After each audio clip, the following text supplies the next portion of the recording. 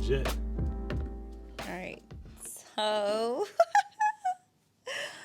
we're doing it. We are literally doing a podcast right now. I know. This is so cool. We are rolling. How does it feel? It only took you having a filmmaking husband for the last 5 years before it's actually been useful to you. I know. What took you so damn long? Literally took so long to actually benefit from having a husband that knows camera stuff. I've literally been asking you for like at least 3 years. Yeah, definitely 3 years. Probably more. More. Actually, no. Since we got into this whole thing back in 2018, 2017, when you first got that camera, you were like, okay, I want to do makeup videos. I don't have time to learn cameras, so you have to learn how to use the camera. And then I was like, okay. Yeah. No idea. I'm not what technical to do with at it. all. And I had no interest in it at the time. But look at me now. I Look know. at This us looks now. so good. We're finally on YouTube, which literally didn't take any effort at all. Literally anyone can do it. And for some reason, it took us this long. But whatever. I just think that timing is everything. Yes. So it meant to take that long. So That's we can have why- topics to talk about. that's I what I mean, tell a lot has myself. gone on in the last 5 years, and A we lot got has stuff gone to on say. in the last 5 months. Yeah. That we got to say. I feel like before that, I still barely had anything to talk about. But now I feel like we got something to say sometimes, maybe, or like pretend. Sort of. No, I think we've always had really good conversations, That's true. especially in the car and Yes. road trips and, all that. And I'm like, people need to hear what we got to say. So Like, I feel like this that's is so something good. that's been consistent ever since we started dating back in 2013. Is we felt like we had really good conversations. Like that hasn't changed. Yeah. And I think we were always like, oh wow, we could be on a podcast. And yes, this sounds very arrogant of me to be saying like, oh yeah, I have good conversations. People want to listen to me. But if you're tuning in, I was right. Look at you now. You were interested enough to tune in. You were interested enough to click, and it's probably because we're related or something. Hi, Mom. This is our podcast. But actually, yeah. So this is our podcast. Welcome to No Degree, Just Experience, a podcast about faith, family, and freelancing. If we're even going to keep that And as a title. friends? I don't have friends. Yeah. And not like in a weird, like boss kind of way. I just don't have friends. It's just the thing. No, so this is officially us starting to do something. We've had this goal for a while, and this wasn't like a New Year's resolution kind of thing. I mean, it was, but like 4 years ago. So this resolution took a really long time. I know. But here we are, finally shooting something. And I'm so excited. the goal for this is really just, we feel like we have good conversations. We've been married for 8 years, together for 10. So in terms of like, No, married. Yes, you're right. You're right. come on, Yeah, come you're on. right. I actually don't even keep up anymore. I know, that's why it's so easy to do anniversaries and stuff like that, is because I usually remember it first. And then it's like, did you get her anything for Valentine's Day? I didn't, but don't worry, she doesn't care. I do care. Yeah. She so says, laughing married through her 8. tears. I do care. Married 8 together 10. Together 10. Yeah. So we've at least been married long enough where I feel like there's some situations where I might have some kind of like marital advice or something. As far as adulting advice goes, I really started this thing so we could bring people on that I could get advice from because I need help.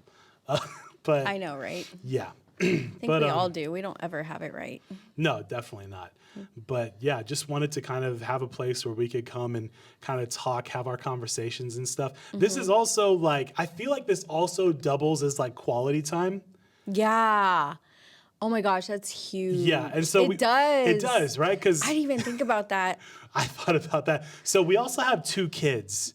And if you're a parent who works a day job and also does like freelancing, and then also has kids and stuff, like quality time is hard to come by. And then also, I don't know if any other parents experience this, but I'm pretty sure y'all do, is that how often does date night just like, so what restaurant are we going to eat at this time?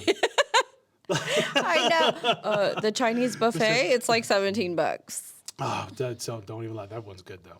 But Yeah. so date night is always kind of a challenge too, because it's either like you're racking your brain trying to figure out what we're gonna do and like Googling events in Houston, what's cool date night stuff. Yes, I have done that. Gosh, there was a Because comedian we don't I was have listening- any creativity. That It's just like, is- can Google help me? Chat GPT, can you please help me come up with a date for me and my wife? I don't know what to do. So this also kind of doubles as like quality time because it's something we wanted to do together. And I think it's more fun to actually be like doing things together than just like, oh, let's try to go somewhere to eat or let's pretend that one day we're going to go rent jet skis or something at Kima. Yeah. But yes, I find it really fun to do things together with you. In fact, this is kind of like another staple of our relationship / marriage is that we always end up loving like serving each other, doing things together. Prime example. So when we went to New York last September, you are a makeup artist, and last fall you got to go to New York Fashion Week and do makeup at one of the auxiliary fashion shows that was out there, which was awesome. And I was Yeah. invited to come too. I got to take photos and stuff of behind the scenes action, and they also let me shoot the runway, and that was all a lot of fun. What made that so fun though is it wasn't just like a trip to New York where we were like, oh, let's go do some sightseeing and stuff. It's like we went there with a purpose, and like we were technically working, but we were like working together. Right. And that made it really enjoyable to me because it was like we had a purpose. We were sharing an experience. We were sharing like, a struggle together in some ways. Like there was like pressure that came with it and stuff. It was Right, a lot yeah. of fun. So you want to tell us a little bit about how that happened? It was awesome. That was the best experience, aside from like obviously getting married, that I've had with you. Close second. I mean, it's pretty up there. It's pretty up there. It's like, How long have you wanted to do how long have you wanted to do a fashion show? since I started my makeup career. I mean, like, okay, so I've been doing makeup since 2007, and started the peak. I mean, at the peak makeup counter back in the day, and so like my whole makeup career, I've always loved the editorial runway, avant-garde kind of makeup, even like special effects, like movies and stuff.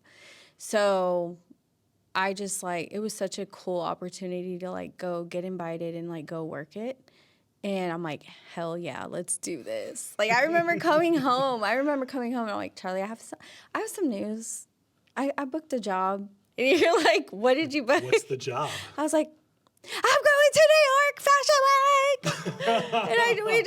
And you're like, what? You're So like, excited. and that's what I love too, is that like, you're just so supportive about like everything. And like, obviously that's like a bonus because I feel like we're both support each other's cheerleaders. Yeah, we and really like, are. And like, we're like the best couple. I'm just kidding. Like a couple No, goals. no, Y'all I'm were just like kidding. couple goals. I'm just kidding. No, but I remember coming home to you and I was just bawling because I'm like, I literally, I'm shaking. I can't even believe this is happening to me right now. Like as a makeup artist, as like, imagine you got invited on a film set, like how big that is, I don't know if that's like your dream, but like that was definitely my dream. And like the fact that you got to be there with me like made it all easier. I mean, I was very fortunate to have you with me because the other girls didn't have their husbands and significant others, so it was just really cool. And I remember the first show was on Friday night, and I remember sitting down at my seat like kind of recording right before the show starts, and I was recording like this. And then I got to the stage where you were, where all the photographers were at the very front of the stage. And I was like, oh, my husband. I was like, my husband's here. Ah. Yeah, that was such a cool experience to It's share. just so And cool. I love being there too because like I got to see you in your element, and like I've known that this was a dream of yours for a long time. I Yeah. mean, we had Multiple conversations. so many conversations, and it's crazy because like one of the big things that like early on in our marriage, the first couple of years in and stuff, is there was like this crossroads where it was wondering, do we pursue more career stuff first, or do we go into like parenting mode and have kids and stuff? And then I was Right. like, all right, if we have kids though, that's going to limit some of the things that we get to do, at least the time frame that we'll get to do those things in. And so we obviously went the kids route. So, Love my babies. gave up on our dreams. I'm just kidding. No, the exact opposite. So we went the kids route. We have 2 amazing, wonderful kids. But then you still got to do that. So when that opportunity came up and you're like, I got invited to Fashion Like Week. I was- never thought that would happen because I honestly just like gave up on doing anything big in my makeup career. Like not gave up, but like kind of gave up. Like I did the weddings. I still do the weddings and stuff like, which is great income. But I'm like, I'm never going to do any more than this, than like Yeah. a couple of photo shoots, like, somebody's birthday photo shoot or something. I'm like, I'm never going to do anything like this, like bigger than this. And then that happened. And I was like, whoa, that is so cool. It was such a cool. I just like took it all in from the time I got invited to the time I got back. And you were in your element Amazing. too over there. Like seeing you like operating in that space. Like we both love live event stuff too. Yeah. So like I've always loved being behind the scenes of like events that are happening and stuff. Like when I used to do the tours with the old church that we were at, and Yeah. then also like I'm a media director at a church now as my day job, and so Sunday mornings are a huge deal for like kind of coordinating and running the production that comes with service that's both a lot of elements in it, both in person and online for the broadcast and stuff. We love that. And seeing Right. you in that space, like high pressure, models coming in your chair, doing their makeup and stuff. It was so fun. Jeanette coming by, like checking them. Okay, Rocky looks good. And like, oh, can you go help this girl down there? She needs help with this. And Yeah. you're just like, boom, boom, I was boom, like, boom. boom, boom on it. Like, I was like this, it's one hand here, one hand here. It was just so much fun. I think I thrive under pressure. I think you definitely thrive I think under when pressure. it's too comfortable and too easy, I get bored.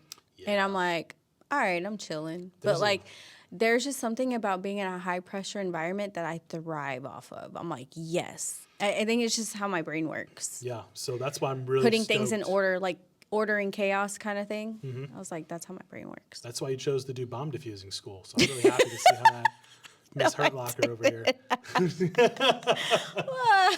You're not supposed to see that. I'm just kidding. You better take that out. You better take it Miss away. Hurtlocker over here. No.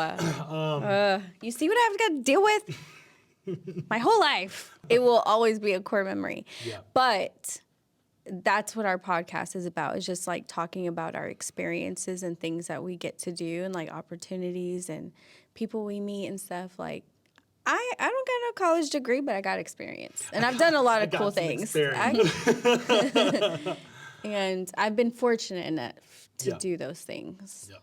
And we're fortunate enough to have each other as partners where we're kind of willing to go with the flow and make some of those things happen. Willing to take those chances, make those investments and stuff. It's like, all right, let's just go for it. Let's just do it. Yeah. Yeah. But it kind of took a long journey to kind of get here. And I feel like we had to learn. That experience happened in the fall. And I feel like that was kind of a capper, like a cap on like experiences that you want to have to kind of not close a chapter, but kind of like puts that final little thing on there where you're like, this is something I'm missing. Yeah. And so I feel like there was a sense of a fulfillment and completion after that was done.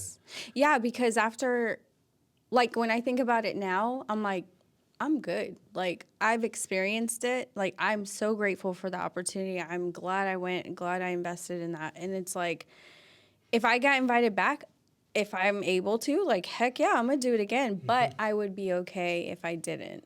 And I could just keep that, like, to myself and, like, as a gem in my core memory locker. That was a deep desire in my heart that I forgot about, maybe, that I gave up on. Yeah. But then God was like, no, I can take you there. And so, like, he let me experience that through this opportunity. And I'm like, all right, I'm good. Yeah. So, And that was a huge theme that we've experienced in the last few months, which is just when God is taking you somewhere, or kind of like essentially getting to a point of being willing to let God take you somewhere. Because it's really easy to try to like hold on to control and control things and stuff. But we hit a point, you and I both, over the course of like last fall and winter, where we hit some points where we literally were like, okay, God, what do you want to do with me now? Like, where do you want to take me now? Yeah.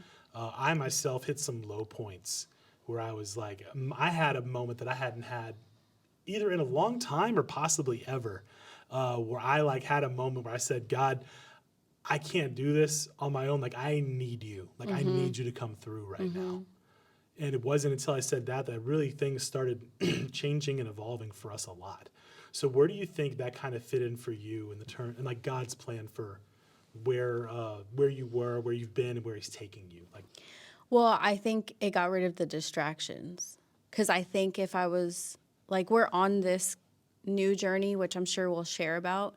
But I think, like, while doing this, if that popped up right now, I'd be like, oh no, what do I do? What do I do? Because I want to be on this journey right now with you, and everything that we've kind of experienced since New York, everything that you're saying that's like unfolded and stuff. Like, I want to be on this journey now. yeah, This is like what we're meant for. This is the purpose. This is it right here.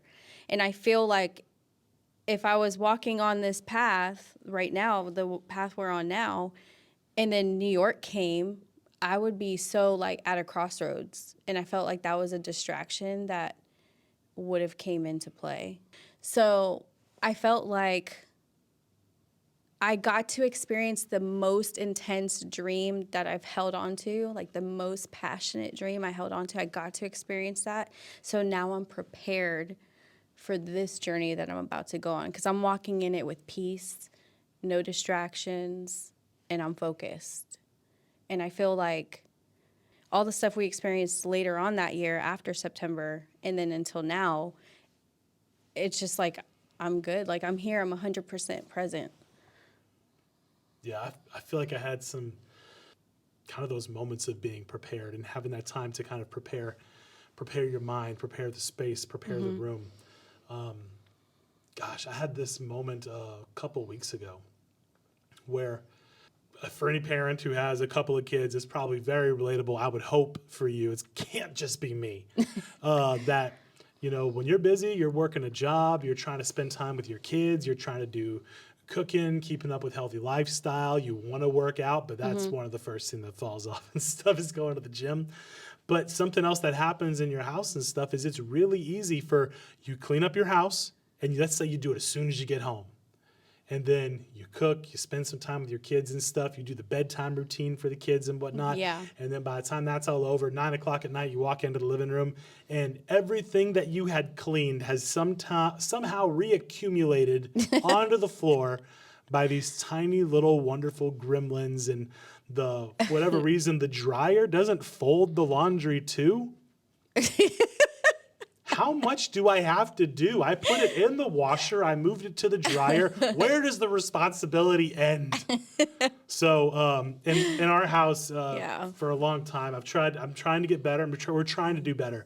But I feel like there's a sitting couch and there's a laundry couch. Yes. And as long as the laundry couch is the smaller couch, we win. If the bigger couch gets taken over by the laundry, so we have true. lost territory. We've That is lost so ground. true. So there's an arrangement with us on the laundry. You get the small couch, we get the big couch. We don't mess with each other too much.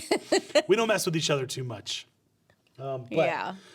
But I had this moment though where I was wanting to do some cleaning up and stuff before we went to bed. And like again, it sounds like it's a really easy thing. Oh, just pick up and stuff. But like 9 o'clock at night, we only got a few more hours. Like I barely seen you at all the whole day because I was working and then picked up the kids, brought them back home. The whole routine. I want to have that time with you in the evenings, like some quality time. Right. So as I was picking up though, there was this sense of like a reasoning for picking up. And that reasoning was this desire, again, talking about the journey that we're on now of wanting to give, the first of my day to God and being able to live out of like being filled up already, like feeling like you've already got Like living off the overflow. Exactly. So like I want to Yeah. get some God time in early in the morning. Yeah, for sure. And I felt that, and I wanted to have the first of my time of the day with God. It also goes back to, you can't do everything by yourself. I can't do everything by myself. And so I want to dedicate that first part of my day to God. So that way, like, I go in with the right perspective. I'm not Right. trying to handle everything by myself. Like, I can rely on God to help me with some things. Yeah. And so I noticed that if I take the time in the evening to like prepare the space, because I'll do like my Bible reading and stuff in the living room, if that space is clean and prepared, it's easier for me to start that process of devotional time where I'm not distracted by clutter or little bits of chaos and stuff in the living room. So there became this preparedness, this intention that was pick up in the house, but you're not just cleaning because I want to clean. I'm cleaning because I'm intentionally preparing this space because I want to spend time with God in the morning. I want to read my Yeah. Bible in the morning. So that way, when my alarm goes off in the morning, I'm not just going to hit snooze because it's like, never mind, I'll just skip it. I'll just sleep until 7 and I'll wake Right. up and get the kids ready. Well, now there's been work that's gone into that moment.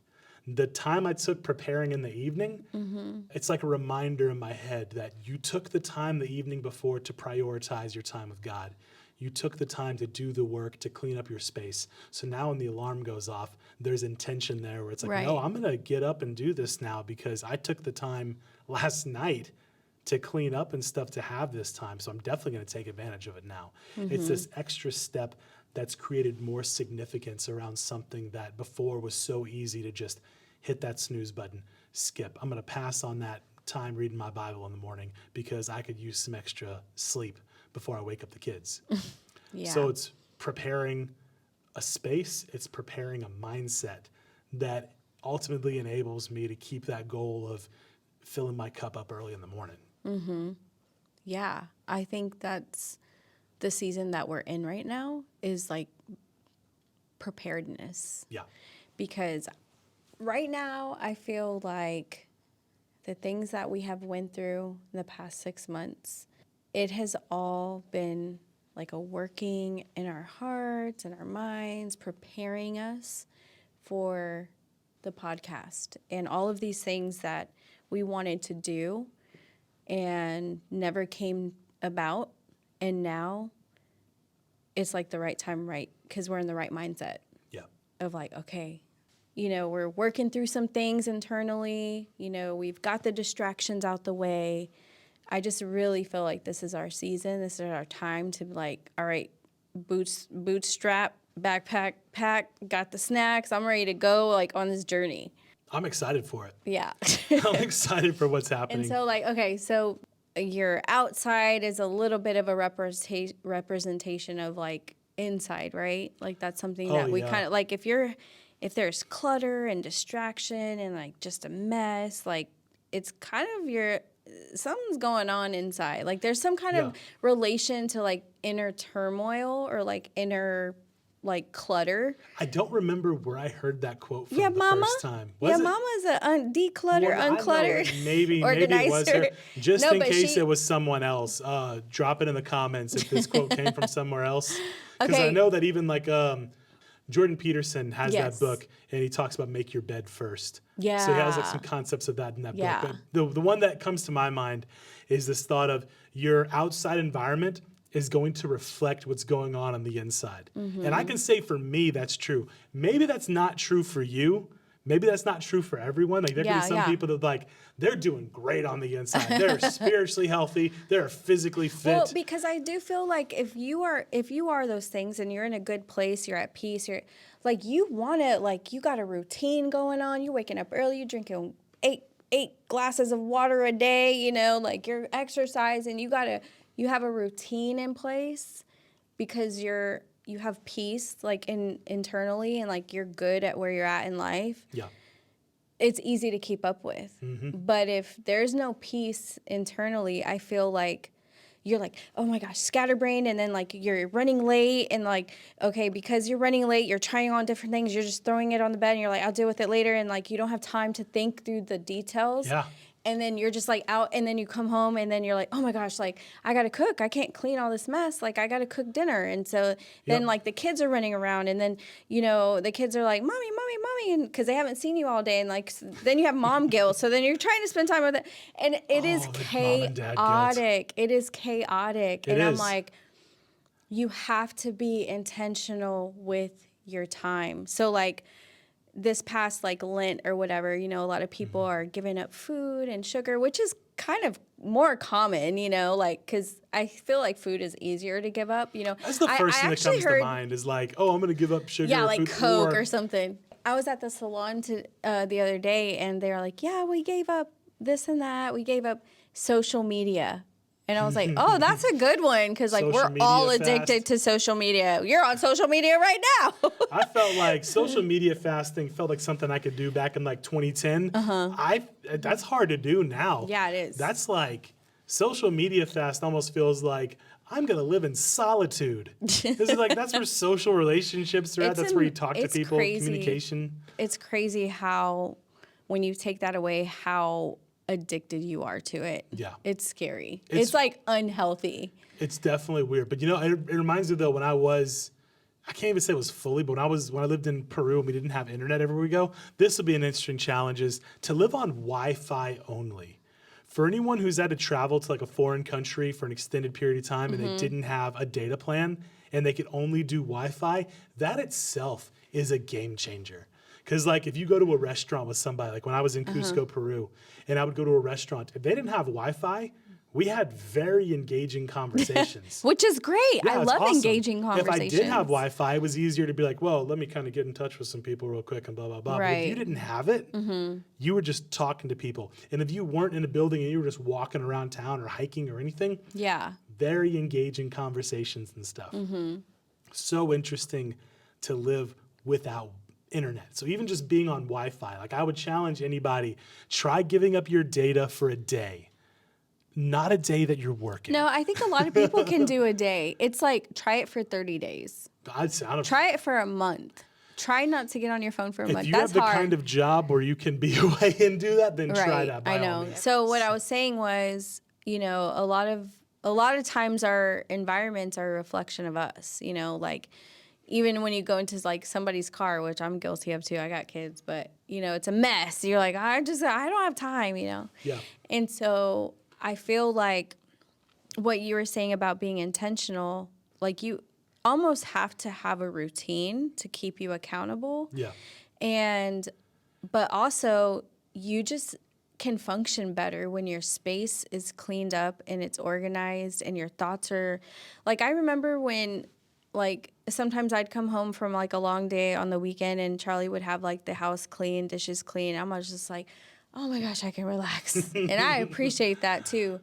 And For me, very rarely is like one thing in order. So it's like, it's not like, hey, the house is a mess. My car might be a mess. My office will have like camera gear all over it and stuff. But I'm really doing well in this thing. Right. It's usually like if those things are kind of out of whack, it's probably somewhere on the inside. There's stresses, there's pressures, there's anxieties, there's deadlines, there's all these things that are not being properly managed. And that just pours back out into my environments, which breeds further chaos. Yeah. It creates more problems, more frustrations, more stresses. And this goes back into how I start my day. Because I do notice that if I spend that time with God first and like I align my thoughts first, the other things fall into place a lot easier. Right. Which doesn't make sense because like if I'm going to get up early, you think I'm going to use that time to be productive doing one of those things I need to take care of. And I could do that, but it doesn't solve all the other chaoses. right. But if I do wake up early and I start my day off like, hey, let me just kind of align my heart, my mind, my spirit, all of that. Well, when I start bringing those things into order, that spills out onto the other things. And it's easier for me to manage other things. And it's very paradoxical to think, use your time on this and it fixes the other things that you already Right. didn't have I know, time for. right? But it works. It does. It helps me for sure. I know a lot of times when our environment is just like nice and clean and stuff and the kids are sleeping, like that's when a lot of our conversations happen. Yeah. We don't speak at all during the day. We're just like bam, bam, bam, go. You want to do this? You want to do that? Very run and gun. And it's not until we're like sitting on the couch At the end of the at day, the end of the day at probably most likely 10 o'clock, choosing not to watch reality TV shows. our guilty Our pleasures. guilty pleasure. Between like 9 and 10, and we're just like, how was your day today? That was like literally the first time we ask each other is like at night. I mean, like we'll say hi and But stuff when that's we a get lot home, of- but we're still like That is the peak time that we're thinking about the future and preparing and like, what are we going to do this year? And I just Yeah. remember, you know, which I know we keep saying like everything we've been through in the fall, like we are going to talk about it because I think the things that we have gotten through this past year at the end of the year have been so significant and so purposeful to like where we're at now.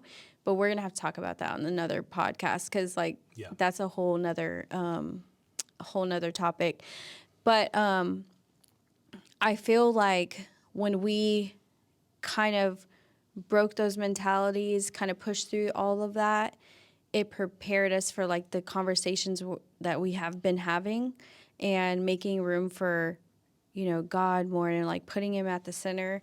And that's what kind of led us to like this podcast. And that's what kind of led us into the other things.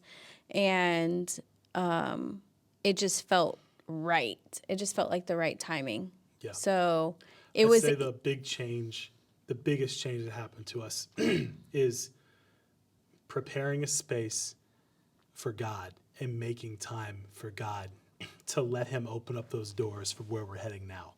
And I think we spent so many years trying to force doors open ourselves. And there was Yeah. so much chaos that happened that spilled out into so many parts of our lives.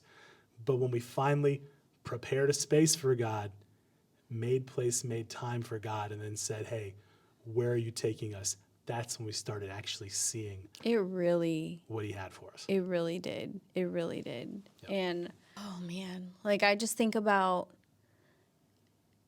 like preparing the room for like God to come in. I'm thinking of it as like a picture.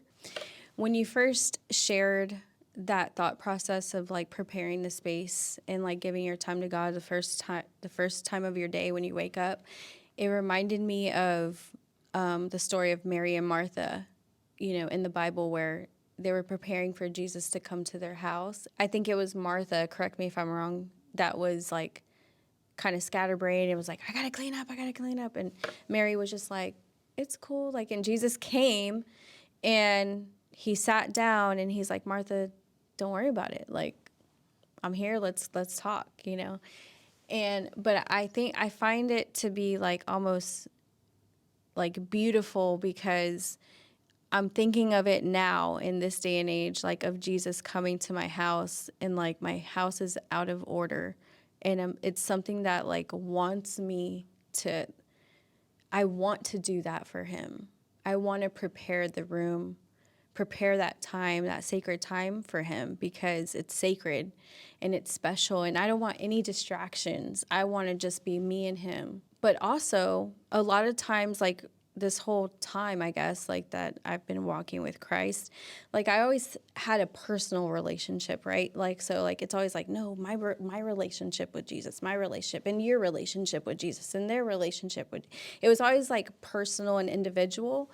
But when you had shared that, you know, preparing the space for Jesus to come in our house, to come in our space, I'm like, wait a minute, like Jesus is for my family. Like, and when you have friends come over, they visit your whole family.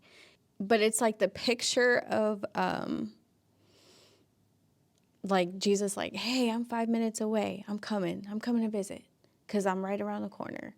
And I'm like, okay, everything has to look perfect for him. And I know he doesn't care about those things, but I don't want any distractions. And I want him to come in and like give him our undivided attention.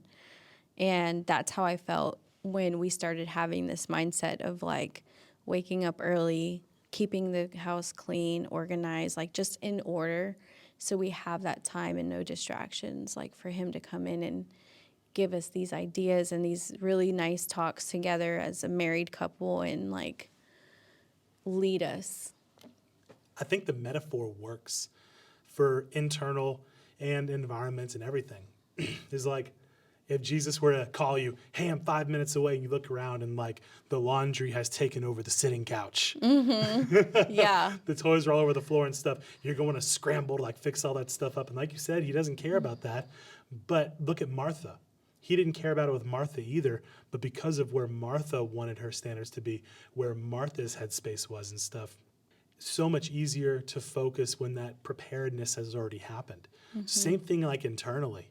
If I'm already kind of like prepared internally of like, all right, if God wants to do something today, if he wants me to do something today, am I listening? Am I available? Right. Am I tuning in to him? Right. So it's very much like Are a you tuning in and aligned? focusing. So if you're already prepared, when he's 5 minutes away or when he's knocking at the door and stuff, it's like, all right, I feel like I'm already open and ready. Like, all right, Right. what do you want me to do, God? Yep. And those are some real moments that I had, which was saying, your will, whatever you want me to do, I'm going to do it. Like, whatever you want me to do. Yeah. So preparedness, just being ready, having that space ready, having that mindset of like where your focus already is. Like when you've cleaned out all that stuff internally, you know, it just feels like it's so much easier to respond in the right way. I just like when you just said that, when you clean everything out, that's exactly what we did in the last 4 months, 5 months. Yeah. And there was so much inner turmoil. I think probably both of us individually and together, like our worst, not worst, okay, but like It pointed out a bunch of weak spots that it was did in point out a bunch of weak our lives, our spots. It pointed marriage. out yeah, we'll have to talk about that. That's a whole nother podcast on its own. Is like the But work when that we God did in cleaned that. all that out and decluttered that, Yeah. that's when we felt ready. Mm-hmm. And when we felt ready, that's when God spoke to you at the retreat. And that's when everything unfolded, Yeah. which you'll hear about it next time. We've already been going for like 50 minutes though, so we got to sign it off. Okay. We'll be back next time talking more about our journey. And if you liked it or don't like it, tag a friend and share it. Please subscribe. Hit the like, comment, and subscribe button. Hit that like button, subscribe. I'm just kidding. That's how you do it. that's how the it. kids do it. That's how the kids do it. All right. Yeah, I think What time is I it? think that's a wrap. Oh, we need to go get the kids. Yeah, we need to go.